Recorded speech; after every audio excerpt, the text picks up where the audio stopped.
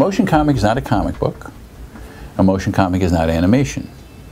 A motion comic is a new thing. There's never been a motion comic before. Well, we look on the internet and we see attempts to do motion comics, but we're not really seeing a motion comic or a motion comic.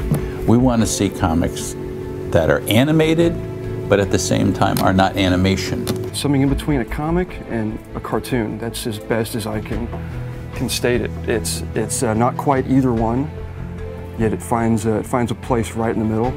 It takes, you know, from my perspective, it's taking the two-dimensional and making it three-dimensional. Making drawings move is not as simple as it sounds. On the other hand, it's not as hard as it sounds. The animation is very difficult. Finding that middle ground between what worked as a comic and what works in terms of animation. Getting a lot of the scenes where there maybe isn't as much action to be exciting, but without going overboard. Not having movement for the sake of movement. You know, finding the subtlety has been difficult, I think. We have to make this guy, Ord, in the comic book, talk. So we have to have an extension of his jaw, and then we have to have an extension of the top of his head, because you can see this panel is a big oblong panel. If we want to contain the elements that go into this panel, we're going to have to extend the art top and bottom. Well, when we extend the art bottom, we need to have a moving mouth.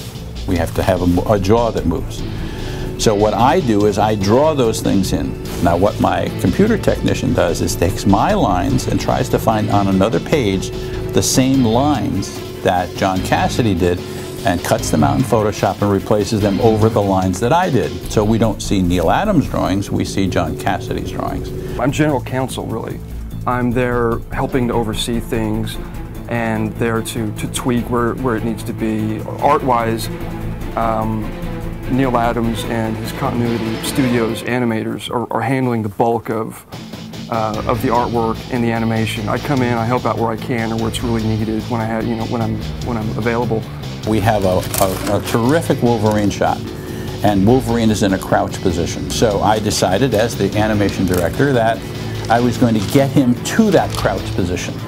Well, how do you get him to that crouch position? Well, you can cut out all the pieces. You cut out that arm, you can cut out that upper arm, his head, and move those positions into these positions. If we can move them into these positions and cut the pieces apart, then our animator can take the pieces and move it to that position. You have the Bible of the comic there, so you're seeing all the steps that need to be taken. But finding the in-betweens, finding, you know, how do you make these things move from one to the next, and really just sticking as close as you can to the source material.